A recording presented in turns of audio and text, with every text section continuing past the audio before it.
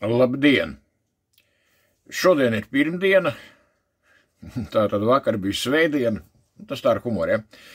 Un, diemžēl, šodien atkal ir man jāpasaka pāris vārdi jums, kas man skatās, jo vakar es ierakstīju ierakstu par to, kad visu Latvijas pierobežu vajadzētu nomīnēt ar pretkājnieku mīnām, respektīvi rezultātā vajadzētu izstāties no Ottavas konvencijas, ja to smuki visu grib darīt. Un šodien es lasu Latvijas plašsaziņas līdzekļos NBS komandiera ģenerālleitnanta Leonīda Kalniņa viedokli par to, ka Nacionālajie bruņotie spēki iebilst pret izstāšanos no Ottavas konvencijas un kad Ottavas konvencija pati kā tāda principā neaizliedz pretkājnieku mīnas, bet aizliedz tikai to iedarbināšanas atsevišķus mehānismus. Citiem vārdiem sakot, tā ļoti vienkārši, tātad pašas mīnas var likt, bet tikai tur kāds ir atkarīgs princips, pēc kura nostrādā šīs mīnas darbība, aptuveni tā kaut kā, ja, un tas viss tā ļoti gudri tiek pasniegts, tiešām ļoti gudri tiek skaidrots tādiem durakiem kā es, ja, un visai pārējai Latvijas tautai. Un plus ģenerālleitnants Leonīds Kalniņš piemin, kad viņi veido tehnoloģisku armiju, augstu tehnoloģisku, un kas saliks sensorus, kustību sensors, ja es pareizi saprotu, kas parāda kājnieku pārvietošanos, un tā tālāk, un kad vispār viss būs baigi labi. Nē, man tāds pushumoristisks tāds variants ir, jo es tos visu tās skatos un vienkārši domāju kaut ko, bet labi, ja es sākšu to runāt, ko es domāju, tad būs beigas ziepes. Bet tā tad ejam atpakaļ tomēr, jo ja jau šis jautājums tā man aizskār, ka es nevaru nosēdēt mierīgi neko neierakstot, tas nozīmē, ka tiešām šis jautājums ir svarīgs. Tātad, es uzreiz pasaku, kad es Leonīdu Kalniņu kungu personīgi nepazīstu, nekad neesmu ar viņu nekādā veidā saskāries vai komunicējis, un tāpēc es nevaru spriest par viņa militāro kompetenci, par viņa vispār kompetenci kā tādu un zināšanām. Ja es uzreiz varu atklāt pateikt, un man nav absolūti nekas slēpjams, kad es uzskatu, piemēram, ka pulkvedis Dainis Turlais ir viens no Latvijā visgudrākajiem virsniekiem un ar vienu no vislabāko militāro sagatavotību. Tāds pats ir līdzvērtīgs Igors Rājevs, un es varu pateikt, ka viennozīmīgi ļoti labs komandieris un izglītots tajā skaitā militāri, lai gan cilvēkam nav akadēmisks militāras izglītības, ir pulkvedis Juris Dalbiņš, un ja es varu viennozīmīgi pateikt, ka ģenerālleitnants Raimonds Graubi ir absolūts profāns, tad tas viss ir no tā, ko es esmu redzējis, saskaroties ar šiem cilvēkiem kaut kādās dienesta gaitās savās. Tad par Leonīdu Kalniņu es nevaru pateikt vispār neko, ja es viņu vienkārši nezinu. Tāpēc nāks skatīties internetu, un ja es skatos internetu, tad es redzu, kad Kalniņa kungs ir pabeidzis Viļņas augstāko karaskolu, kurā tika gatavoti pretgaisa aizsardzības radio inženieri. Aptuveni kaut kas tāds, tā specialitāte. Es tur varētu viņu parakt augšā pa internetu, bet man vienkārši nav laika un vēlēšanās to darīt. Citiem vārdiem sakot, viņš ir pretgaisa aizsardzības sistēma radioelektronikas inženieris. Pēc tam viņš ir beidzis Harkovā augstāko dabistiska kara akadēmiju, tātad viņam ir augstākā militārā izglītība, un atkal tieši par šo pašu variantu, kas ir pretgaisa aizsardzības inženieri. Tātad viņš ir virsnieks inženieris. Ko tas nozīmē? Tas nozīmē, ka viņš ir ļoti labi profesionāli sagatavots, jo tur tiešām pilnīgākos idiotus vismaz tajā laikā nelaid ārā no akadēmijām, ja? Un šis sagatavotības koridors ir ārkārtīgi šaurs. Viņš ir ļoti profesionāls, bet ļoti šaurs. Un virsniekam inženierim, jebkuram, pa lielam sajēgas vispār nav no vispārējās sauszemes kaujas. Viņam ir cita kompetence. Un tā kā savukārt atkal personīgi man ir vispārējo komandieru sauszemes militārā izglītība, tad es tomēr atļaušos šeit kaut kādu polemiku, vai velns viņš, kā viņi to visu var pareizi teikt. Zinājumiem sakot, es iebilstu tām, ko saka ģenerālleitnants Leonīds Kalniņš. Un iebildīšu kāpēc. Tāpēc, kad karš ir vienmēr jāanalizē karš, kurš ir pagājis jau. Kalniņa kungs ir, cik es saprotu, bijis misijā Irakā kā virsnieks no Latvijas. Tāpēc viņam īstenībā tas, ko es tagad stāstīšu, vajadzētu tā kā būt redzējušam. Tā tad ir milzīgs paradoks militārā zinātnē un praktiskā šīs zinātnes pielietojumā. Praktisks pielietojums ir karadarbība. Un šis paradoks ir sekojošais, ko pierāda Irāka, Afganistāna,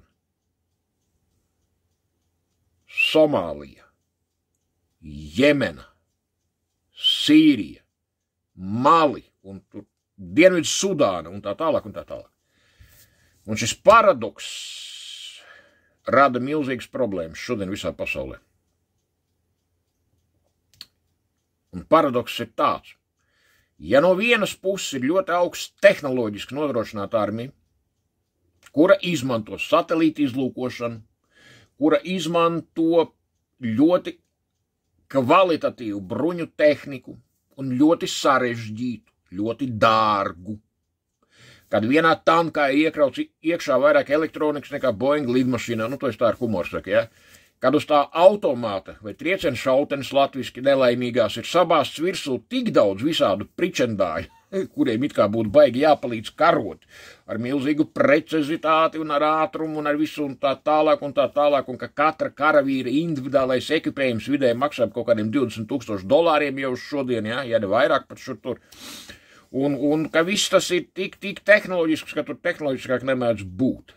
Un tie no vienas puses. Tādas valsts kā Amerika, kaut kur arī Krievija tehnoloģiskā ziņā militārā, bet tur ar tiem jau ir vispār principā viss skaidrs, ja. Un ne jau tagad Ukrainā ar viņiem viss kļuva skaidrs, ar viņiem viss jau kļuva skaidrs Sīrijā.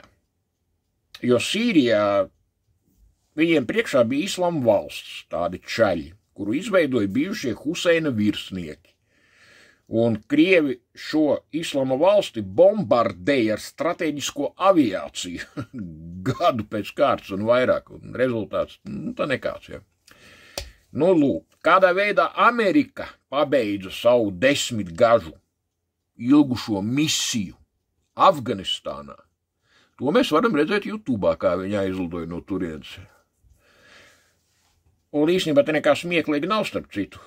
Jo tā ir baigā problēma šodien, un tā arī ir problēma Latvijai, un kāpēc es iebilstu kategoriski pret Leonīda Kalniņa viedokli.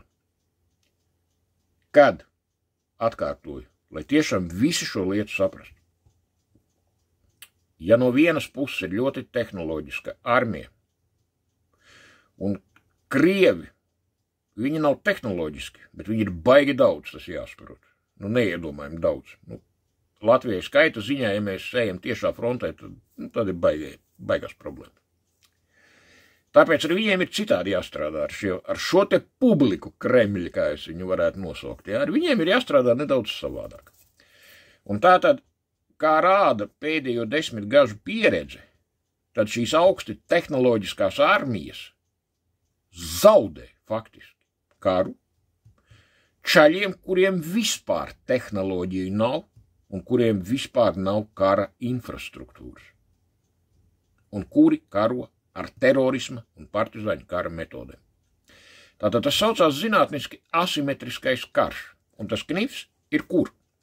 Knifs ir tur, ka tev var būt 10 satelīti un 100 virs tur kaut kādas skaņas un hiperskaņas un vēl tur vēl zin kādas skaņas raķetes, kur tur katra maksā par 10 miljonu. Tā tālāk, ja, un kuru tur var novadīt ar precizitāti līdz milimetram gandrīz vai ar satelītiem un tā tālāk un tā tālāk.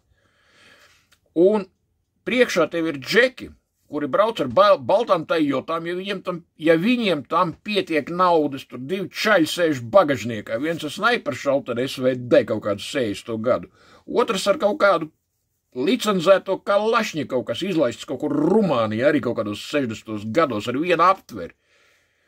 Tur tādi čaļi ir, jā, Sīrijā, piemēram.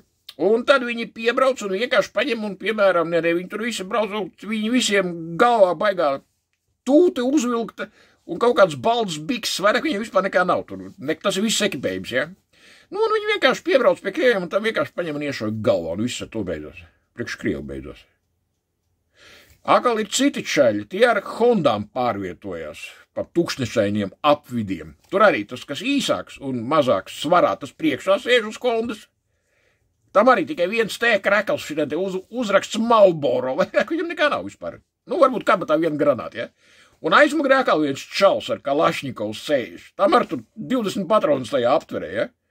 Un viņi vienkārši garām braucot, piemēram, 2 patruņu mašīnām, vienkārši paņem un kaut kādiem atkal pāris čaļiem ieliek galvā pa tiešo, ja? Saprotat? Un kas notiek?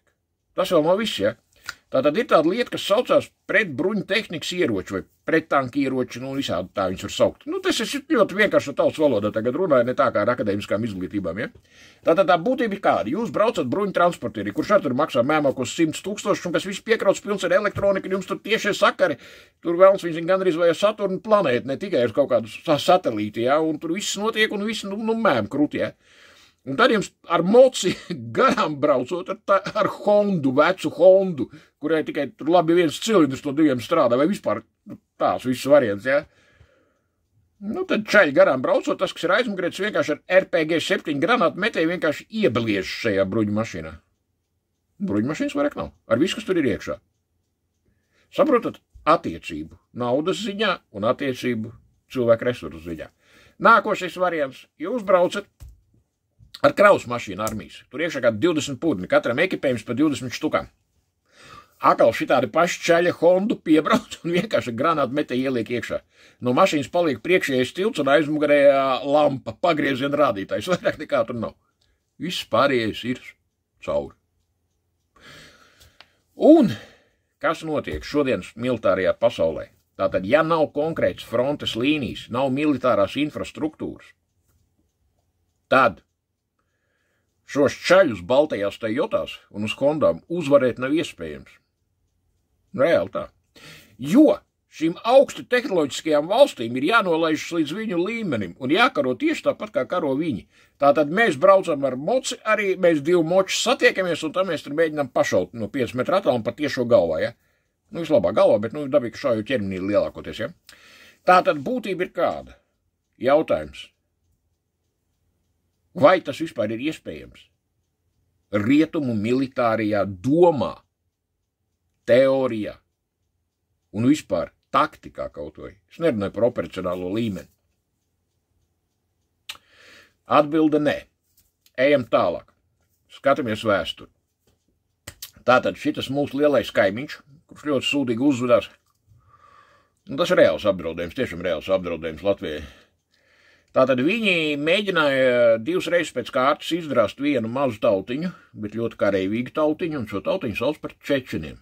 2 Čečenijas karos. Un viņi abus šos karus padirsa.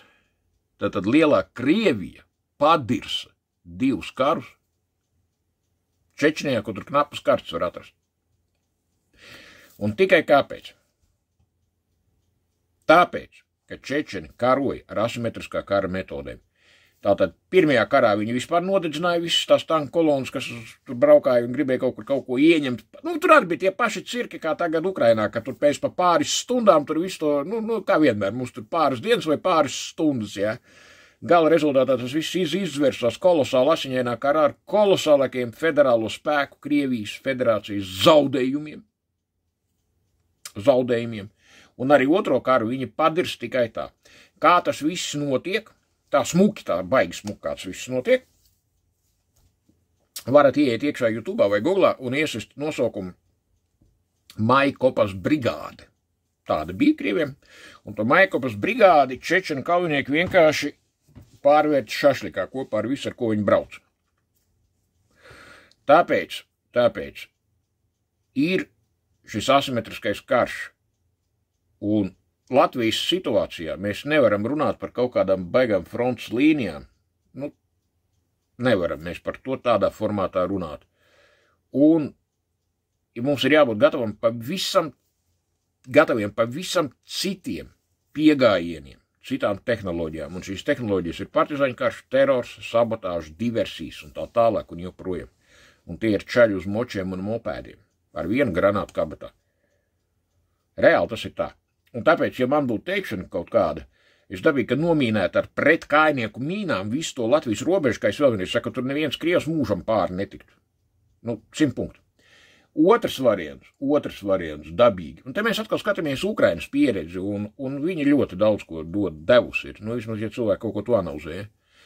Tātad tienam atpakaļ filmu, ko izdarīja Ukrainas valdība pirmajās kara dienās Kijevā. Un pēc tam izdarīja nekavējoties. Un viņi izdarīja absolūti precīzi, pareizi un tieši laikā. Kad viņi saprata, cik liela tā varza ir, kas tur lien iekšā, ja? Viņiem vairs nebija izvēles. Un viņi parāva vaļā ieroču krājums Kijevā, un atceramies tos kadrus, kad no kravas mašīnām taisa vaļā kastes, un visiem, kas vēlas, faktiski visiem, kas vēlas, tiek izsniegti Kalašņikovu triecienšauteni, man liekas, ka 2 vai 3 tur aptveris, ne vairāk, tas kādas 60 vai 90 patronus un uz priekšu, ja? Jo Krievi, lūk, tur viņi ir, tur viņi stāv, un tūlīt viņi būs klāt. Un viņi saka, vajag šaut nozdabīgi, kā savādāk. Un tauta tika apbruņota momentāli. Tātad es Latvijas valdības vietā, es domāju, ka mums atrastos 200 000 vīriešu, kuri ir spējīgi nospiest triecienšautenes gailu. Kustība ļoti vienkārši. Tu daudz spēku nevajag. Prātu arī nevajag atklāt sakot. Es esmu apmācījis savā laikā 5-gadīgu bērnu izjaukt un salikt Kalašņikovu triecienšauteni, kā arī šaut no viņas, ar kaujas patronam dabīgi. To darīt 5-gadīgs bērns. Amortizācijas šai šautnē faktiski, triecienšautnē faktiski nav, un viņa ir naudas ziņā vislētākā pasaulē, kāda vispār var būt. Ja? Tāpēc es domāju, ka Latvijā atrastos 200 000 valstī lojālu cilvēku, vīriešu, kuri nevēlas dzīvot Krievijas federācijas sastāvā, un kuri šautu pa tiem, kas te nākt iekšā, ja viņi vispār ienāktu. Pāriet pāri, pirmkārt, te robežai, kas visi ir būtu pārmīnēti, samīnēti un viss pārējais. Ja? Vajag uzticēties tautai. Vajag uzticēties. Nevajag domāt, ka visi kaut kur tā, ja. Es domāju, ka 200 000 atrastu vīriešu, ar tādus, kas varētu izšaut. Tas nav sarežģīti, baigi. Nav baigi sarežģīti, varat man ticēt. Un tāpēc es domāju, ka vajadzētu veikt kaut ko šādu no Latvijas valdības puses. Un es varu pateikt, ka Krievi, es zinu, viņas psiholoģija ļoti laba un kāda viņa domāšana un sagatavotība un viss pārējais. Viņi ļoti raustās šos partizāņu karus, viņi ļoti raustās visus terorisma variantus un tā tālāk un tā tālāk. Viņi to visu baigi raustās, jo viņiem ir šī Čečenijas pieredze. Tagad viņi tiek izdirsināti normāli Ukrainā ar visiem humoristiskiem gājieniem, kas nāk no Ukrainas puses un ļoti labi tehniski nostrādātie, vienkārši perfekti. Tāpēc viņus biedēt ar to, ka mēs saliksim sensorus un mums te būs kaut kas baigi augsts tehnoloģisks, tas neiet cauri. Bet variants, ka viņiem var iemest granātu mašīnā no jebkuras stūra, un tas vispār ir civilā, viņš vēlas viņš, kas tāds ir, vispār 2 kruķiem staigā, bet granātu viņš iesviež vienalga, ja? Un, kad jebkurā ēdnīcā, kurā viņi ieiet iekšā vai kafejnīcā pēst, ka tur viņiem var vienkārši piešot žurkinu ēdienā, un tur pat viss nomet peks, kāds ir Ukrainā, ja? Ot šos joks viņi raustās baigi. Viņi baigi to raustās, es reāli pasaku par raustās. Tāpēc mums ir jābūt citādai pieeja, citādai loģikai, nestandarta, neformāta. Ja Čečenijā gāja bojā gan ģenerālis Dudājevs, gan pulkvedis Maskādovs, brigādes ģenerālis Maskādovs, bet viņi bija bijušie padomju armijas virsnieki, un viņi ļoti labi saprata šo Krievijas armijas uzbūvi, viņu loģiku, un tāpēc viņi vienmēr izmantoja nestandartu, kas neierakstās padomju karaskolās, neierakstās padomju kara akadēmijās, un neierakstās arī to, ko māca West Pointā. Tas neierakstās. Un šodien tādi kā mēs, kuriem nav tanku divīziju un balistisko raķešu, mums ir jāņem pa piemēru Islama valsts. Jā. Dažni dažādas pretošanās kustības Āfrikās, Dienvidaustrumāzijās un tā tālāk. Tas ir visur tur, kur regulārs karaspēks netiek galā. Un mums ir jābūt tiem, ar kuriem Krievi netiks galā. Un viņiem maitām tas ir jāzina jau iepriekš, ka viņi galā netiks. Saprotat? Tas ir ļoti būtiski un ārkārtīgi svarīgi. Tāpēc es ieteiktu mūsu ģenerāļiem, mums tur ir viņi vairāk kā 10 gabali, man liekas, valstī, ja? Nu, es tā arī jau humoristus mēdē. Ot nometat nost visu, kas jums ir mācīts kara akadēmijās, kas jums ir mācīts kara institūtos, kara skolās un vēl, ko jūs tur visi esat beiguši, ja? Skatāties savādākā rakursā. Skatāties ne akadēmiskā militārā rakursā. Skatāties ar terorista acīm uz Krieviju. Ar terorista diversanta skatienu. Kur ir viņu vājā vieta? Kam viņi vispār nav gatavi? Un nekad nebūs gatavi. Nekad. Jo pret šāda formas variantiem tehnoloģiski cīnīties nav iespējams. Saprotat? Nav iespējams, ka tu baidies braukt vienkārši transporta līdzeklī, pārvietoties, it kā pa ieņemtu teritoriju, ka tu baidies vispār nopirkt ēdamo jebkurā veikalā, jo tu vienkārši vari pat nomist pēdas, peks nosvist. Un tā tālāk, un joprojām, saprotiet? Tādai ir jābūt šai loģikai, uzbūvētai. Un viņiem tas ir jāsaprot. Laiks jāsaprot, ka būs tikai tā, un citādi nebūs vispār nekādīgi. Te nebūs nekādi konvenciālie frontes kari. Nē, čaļi, te jums vienkārši ietrieks, skrūgriez ribās. Skuķis, kuram ir 14 gadi. Un viss. Tādai ir jābūt. Šai domai, tādam ir jābūt mūsu mesečam, kā zinātniski mēdz teikt, naratīvam un visam pārējiem, kas tur aiz zilupes ir jāsaņem. Ka te nebūs nekādas pastaigas. Ka pirmkārt mums vajadzēs tikt pāri robežai, ja tā ir viss piebāzt līdz griestiem, ar pretkājnieku mīnām. Tur kājas paliks baigais kvantums vienai daļai. Tieši tā. Tieši tā. Tāpēc es uzskatu, ka ar visu cieņu, jo, it kā jau nevar pilnīgs idiots būt par Nacionālo bruņoto spēku komandieru. Lai gan Raimonda Graubas gadījumā, ja mēs skatāmies, tad var tomēr būt. Es ieteiktu Leonidam Kalniņa kungam, ja viņš ir, cik es saprotu, ka viņš tomēr Irakā ir bijis, es tā pētīju viņa biogrāfiju, tā atcerieties, es nezinu, es Irakā neesmu bijis, bet es citur esmu bijis. Tāpēc, atcerieties, kā tur viss bija. Un ar ko tur viss beidzās. Paprasiet tiem, kas ir bijuši Afganistānā, kā tur viss beidzās un kā tur viss bija. Afganistānā daudz jūs tur braukalējāt ārpus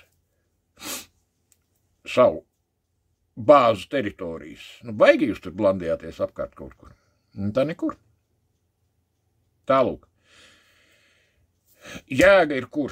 Mums ir jāliek Krievijai un Krieviem saprast tur aiz zilups, ka šeit nebūs nekādas pastaigas, te nebūs ne 3 dienas, ne 30 dienas, ne vispār nebūs nekas, ka mēs jūs drāzīsim tā, kā jūs mūžā nesat bijuši drāsti, un uz katra stūra, un visu laiku, ja jūs vispār tie kaut uz centimetru ielīdīsiet iekšā.